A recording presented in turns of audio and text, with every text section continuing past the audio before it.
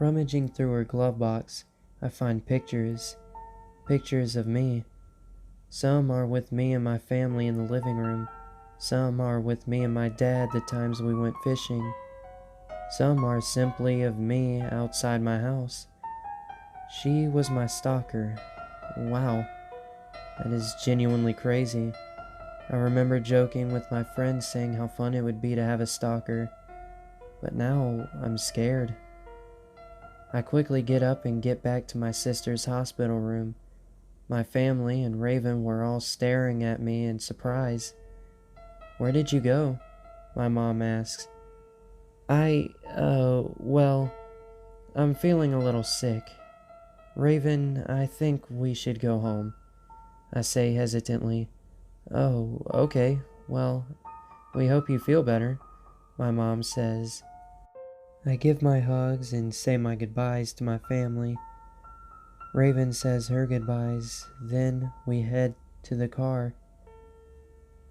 By this time it was dark out. It had just turned to dusk. Somehow, I was even more freaked out. As we're on the highway, I look next to me to see that there was about 5 inches of grass on the side of us. Behind that, there was what appeared to be miles and miles of forest. This was my chance. There were so many cars behind us. There's no way she'd stop to get me again.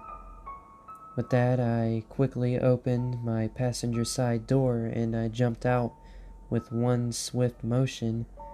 The door even closed behind me. I landed and spun for what felt like minutes, but was actually just a couple of seconds. I got up with a headache, but otherwise I was okay. I did notice that my elbow was bleeding, but it wasn't hurt, so I ran. It wasn't easy because I was still in quite a bit of pain. I wasn't exactly the biggest guy around.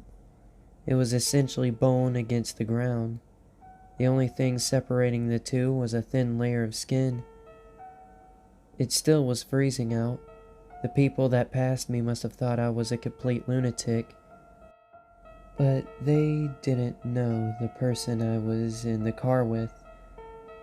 Once I got far enough away, I went behind a gas station and the first person I called was my father. "Hey Dad, I know this is weird, but I need a ride back home. I'm at this gas station. I'm pretty sure it's called the A&A. I say with a tinge of concern, mostly because I didn't want Raven to come back and see me here. Okay. I'll be there in a few minutes. Bye." With that, he hangs up the phone. I then sit and wait until he gets there. Sure enough, I see his Green Ranger pull up into the gas station shortly after he hangs up with me. I then see him get out. I followed him inside the gas station. He then bought some boiled peanuts and we got into the truck. We both get in and my dad starts the truck with one swift motion. We then made our way to our home.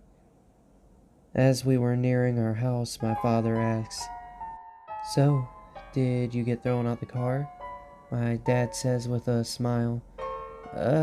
Yeah," I say, giving a little chuckle as to not raise suspicion. Don't worry, she'll be back," my dad says hopefully. I hope not," I whisper to myself. I didn't want to tell my dad because if I did, my father would go into protective dad mode, but I didn't want that. There was a small piece of me that is hoping her and I can work this out. I think all we need is some time to think. Not much else was said the rest of the trip. Once we got home, I greeted my mom, ate dinner, and went to sleep. Honestly, I was too tired to do anything else. I could rest kind of easily, as I knew my sister was safe and sound. She went back to her own home. The only thing looming over my head was the fact that Raven really wasn't all that far away. But I don't think she'll do anything. She's crazy, but as far as I knew, she only spied on my family through the windows and from afar, atop this embankment across the street. So I felt kind of safe with that in mind. With that, I soon fell asleep, but it wasn't long before I felt and heard something. The sound was my bed making a legit creaking noise. It was the sound the box springs made when someone applied even the smallest bit of body weight to the bed. It wasn't a good sound to hear in the middle of the night, especially when you haven't moved an inch. There was a mixture of two things I felt. I felt pressure applied to the bed, and I also felt a pain coming from my wrists and ankles. I then realized something horrifying. I saw my window opened.